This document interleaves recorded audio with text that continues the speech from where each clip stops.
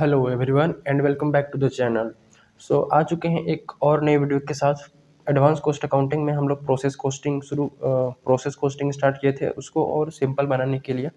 ठीक है, तो प्रीवियस वीडियो में सेल ऑफ प्रोडक्ट डिस्कस किया था एंड इन दिस वीडियो उसको आगे कंटिन्यू करते हैं। ठीक है, तो अगला टॉपिक है हमारा ऑयल इंडस्ट्री।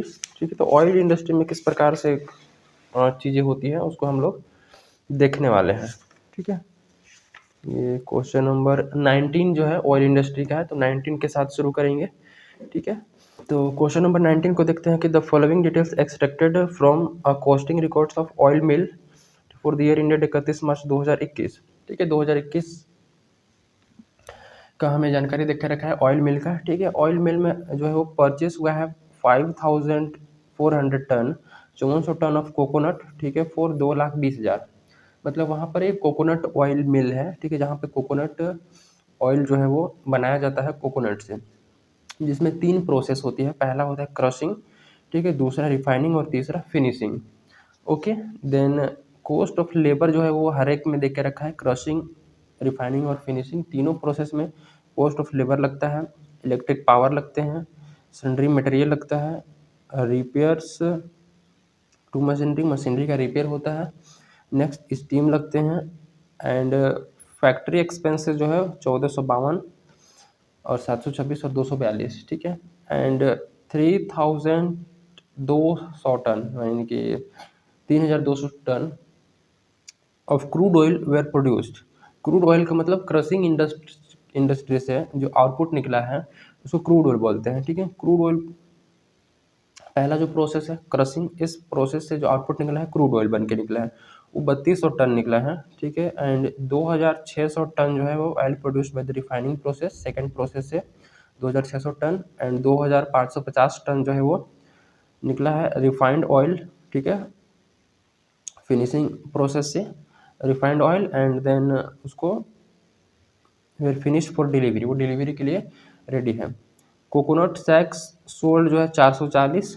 ठीक है, तो कोकोनट सैक्स का मतलब कि जो कोकोनट से जो उसका जो बाहर का निकला हुआ है पोर्शन। ठीक है, पहले कोकोनट है, कोकोनट को क्या किया गया है, क्रश किया गया है, तो उससे जो अंदर वाला मटेरियल है एक्चुअल जो कोकोनट है उससे ऑयल निकलेगा, बाकी तो क्या होगा, वेस्ट हो जाएगा।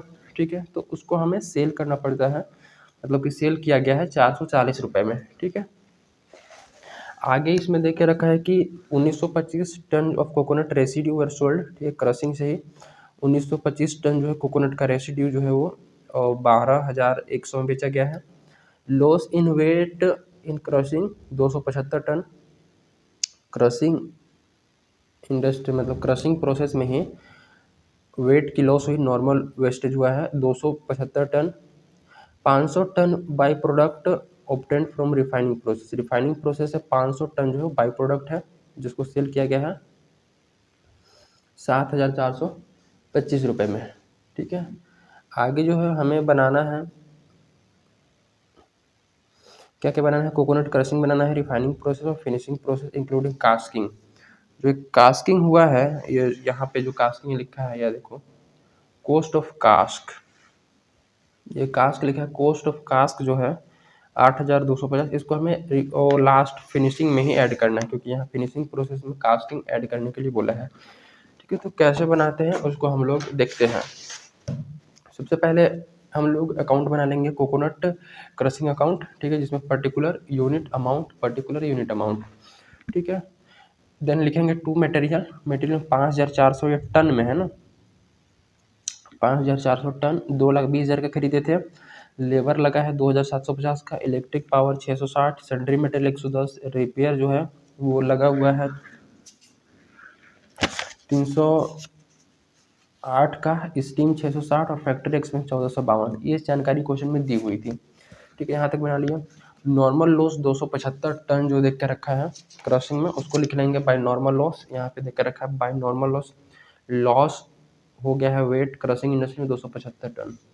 ठीक है, तो 275 टन हमारा ये हो गया। फिर कोकोनट सैक्स जो है वो 440 में सोल्ड हुआ है। कोकोनट सैक्स यहाँ दे के रखा था, कोकोनट सैक्स सोल्ड 440, इसको प्रोसेस 1 में रखना है। ठीक है, उसके बाद by sale of residue, residue जो है वो सेल हुआ है 1925 टन 12,100 में। ठीक है, ये भी जानकारी देकर रखा था, मैं यहाँ पे दिखाता हूँ। ये देखो 1925 टन कोकोनट रेसिड्यू सोल्ड, ये क्रशिंग में ही हमें सोल्ड करना है 12,100 रुपये का। ठीक है, नेक्स्ट अब क्या करेंगे, अब यहाँ से जो मटेरियल बनेगा उसको हमें आगे ट्रांसफर करना है नेक्स्ट प्रोसेस में। नेक्स्ट प्रोसेस कौन सा है, रिफाइनिंग प्रोसेस। तो लिखेंगे बाय रिफाइनिंग प्रोसेस। ठीक है, 3,200 टन, ये कैसे है 3,200 टन, ये दे के रखा था यहाँ पे जो है वो क्वेश्चन में दे के रखा था कि 3,200 टन जो है वो क्रूड ऑयल प्रोड्यूस्ड। ठीक है, क्रूड ऑयल मतलब कि पहले वाले जो है प्रोसेस, उससे यहाँ पे 3,200 आउटपुट बना है। अब एक्चुअल में इतना ही बनना चाहिए था, उसको चेक कर लेंगे। टोटल 5,400 टन जो है कोकोनट इनपुट किया गया था, तो लिखेंगे 5,400, इसमें से 275 टन जो है वो लॉस्ट हो गया, तो माइनस कर लेंगे 275 टन। फिर माइनस करेंगे 1925 रेसिड्यू में सेल हुआ है, माइनस कर लेंगे 1925। अरे यार 1925, और कुछ तो माइनस नहीं करना है। ये देखो 3200 ही आ रहा है, मतलब कि सही दे के रखा है, आउटपुट जो है वो सही। अगर यहाँ पे कुछ और आता तो फिर हम उसको एबनॉर्मल वेस्टेज या एबनॉर्मल गेन के रूप में दिखाना पड़ता। 3200 जो है, ठीक है ना। अब निकालेंगे कॉस्ट पर यूनिट कितने का है, ये सिंपल सा निकालने का तरीका है, बैलेंसिंग फिगर में भी आ जाएगा। 5,400 टन 5,000, ये तो टोटल हो गया। अब ये टोटल एक्सपेंसेस को टोटल करेंगे। ठीक है, टोटल एक्सपेंसेस को टोटल कर लेंगे 2,25,940, 2,25,940 में हो गया। अब इसमें से 440 को माइनस कर देंगे, 12,100 को माइनस कर देंगे। ठीक है, जो बचा होगा ये आ जाएगा 2,13,400। 2,25,940 में से माइनस कर 2,25,940, इसमें से माइनस कर दो 440 और माइनस कर दो 12,100। ठीक है, ये 2,13,400 आ गया। ठीक है, 2,13,400 कितने आउटपुट के लिए है, कितना टन के लिए, 3,200 टन के लिए।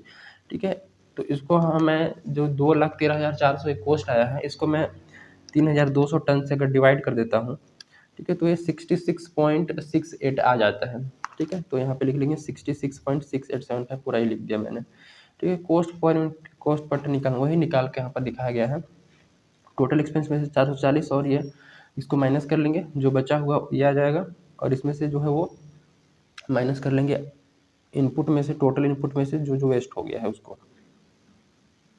ठीक है, तो ये 66.68 के हिसाब से आ जाएगा। अगला प्रोसेस बनाएंगे रिफाइनिंग अकाउंट। हाँ, तो रिफाइनिंग अकाउंट में करना क्या होता है कि सेम वही लिखेंगे, particular unit amount, particular unit amount. ठीक है, फॉर्मेट सेम रहेगा। अब यहाँ लिखेंगे but to crushing account. Crushing account से कितना आया है, 3,200 टन 2,13,400 का, 3,200 टन 2,13,400 का। ठीक है, उसके बाद टू लेबर बुक से देख के लिख लेंगे, electric power, sundry material, repair, steam और फैक्ट्री एक्सपेंस, ये सारी जानकारी दी हुई थी क्वेश्चन में, इसको लिख लेंगे। उसके बाद लिखेंगे by sale of by product. ठीक है, तो सेल ऑफ बाई प्रोडक्ट जो है वो दे के रखा है यहाँ पे, 500 ton by product obtain from refining process. Refining process में से 500 जो टन बाई प्रोडक्ट है उसको 74.25 में बेचा गया। ठीक है, तो 74.25 में बेच देंगे। ठीक है, उसके बाद यहाँ तक हमने अभी तक किया है। ठीक है, उसके बाद लिखेंगे बाई फिनिशिंग, इसको थोड़ा सा गैप दे के लिख सकते हो या फिर ऐसे नॉर्मल भी लिख सकते हो, by finishing process. Finishing process में 2600 वो जो क्वेश्चन में देख के रखा है। ठीक है, यहाँ देखोगे 2600 ton oil were produce by refining process.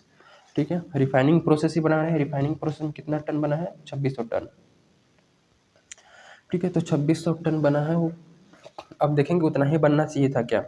हमने मटेरियल आया है इस प्रोसेस में, रिफाइनिंग प्रोसेस में मटेरियल पिछले वाले प्रोसेस आया है 3,200। ठीक है, तो देखोगे तो 3,200 माइनस जो लॉस्ट हुआ है वो 500 टन ही हुआ है, तो 500 टन में 2700 बनना चाहिए था, लेकिन एक्चुअल बना है 2600। ठीक है, तो 100 टन की और कमी है, इस 100 टन को हम लिखेंगे by normal loss balancing figure के रूप में इसको दिखाएंगे। ठीक है, तो 2600 ये हो गया। अब कितने का है, ठीक है, तो इसको हमें कॉस्ट पर टन निकालना पड़ेगा, या एक तरीका और है निकालने का, इसको टोटल करिए 2,18,680, 2,18,680 में से 7,425 को माइनस कर दीजिए, 2,18,680, 2,18,680 माइनस कर दीजिए 7,425 को, 7,425 को, तो जो बचेगा वो 2,11,255।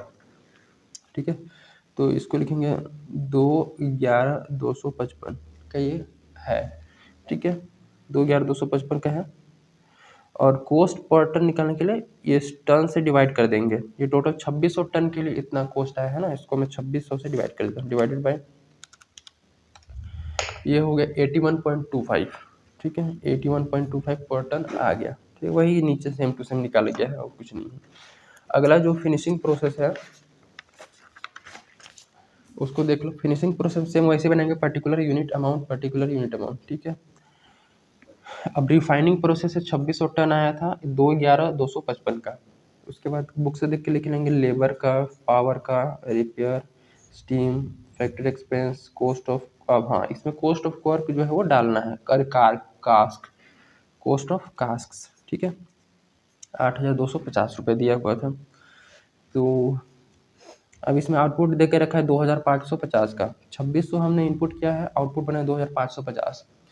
मतलब कि 2600 तो 2600 बनना चाहिए था, लेकिन 2,550 ही बना है, मतलब कि 50 टन जो है वो लॉस्ट हो चुका है। तो बैलेंसिंग फिगर में भाई नॉर्मल लॉस 50 टन लिख लेंगे, और इधर का टोटल करेंगे तो 2/310, इधर भी 2/310।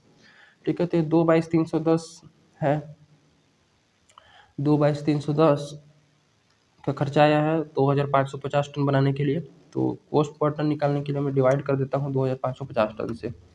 2,22,310 जो खर्चा आया हुआ है वो 2,00,000 मतलब 2,550, 2,550 टन बनाने के लिए, तो डिवाइड करने पर आया है 87.18। ठीक, तो 87.18 के रेट से ये हमारा तैयार हुआ है कॉस्ट। अब इसमें प्रॉफिट वगैरह जोड़ के फाइनली से सोल्ड आउट किया जाएगा मार्केट में। ठीक है, तो ये कंप्लीट रहा ऑयल इंडस्ट्री का। ठीक है, सेम टू सेम वैसे ही है जैसे प्रीवियस कॉन्सेप्ट देखी है, कि जो भी एक्सपेंसेस हुआ, ठीक है, जो भी लॉस वगैरह और फिनिश आउटपुट बनते हुए इधर, और इधर जो खर्चे को रिकॉर्ड किया जाता है। ठीक है, उसके बाद कॉस्ट पर टन निकाल दिया जाता है, सेल करने के लिए बोलता तो सेल भी कर देते हैं। ठीक है, प्रॉफिट वगैरह पर तो इसमें कुछ ऐसा है नहीं। तो ये रहा ऑयल इंडस्ट्री। नेक्स्ट हम joint product and by product को डिस्कस करेंगे। ठीक है, ज्वाइंट प्रोडक्ट बाई प्रोडक्ट भी काफ़ी सिंपल सिंपल से ही, इसमें भी कुछ ज़्यादा है नहीं। ठीक है, कॉस्ट का पोर्शन करने का सिंपल से इस बुक में एक ही फॉर्मेट अपनाया है, वो है नेट रियलाइजेबल वैल्यू मेथड। ठीक है, उसी को डिस्कस करेंगे और कुछ क्वेश्चन को प्रैक्टिस करके हम आगे की तरफ बढ़ेंगे। ठीक है, सो मिलते हैं in the next one, till then thank you.